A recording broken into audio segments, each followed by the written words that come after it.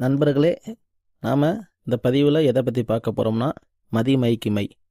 அதுலேயும் கருமுறையில் எப்படி மதிமைக்கு மை செய்கிறங்கிறத பார்ப்போம்.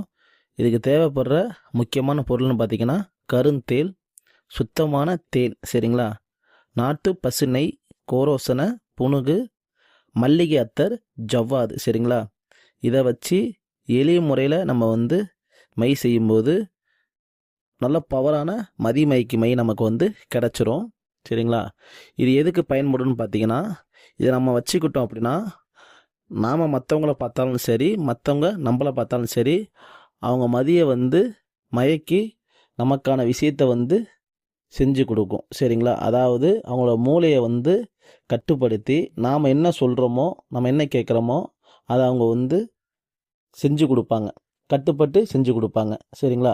அதுக்கு தான் அந்த மதிமைக்கு மை நமக்கு பயன்படும். இதை எப்படி செய்கிறதுங்கிறத நான் முழு பதிவாக ஸ்ரீ அங்காள சக்தி பீடத்தில் போட்டிருக்கிறேன். வேணுங்கிறவங்க அதை பார்த்து தெரிஞ்சுக்குங்க. இதை நல்ல விஷயத்துக்கு மட்டும் பயன்படுத்துங்க, தவறான வழிக்கு பயன்படுத்த வேண்டாம்.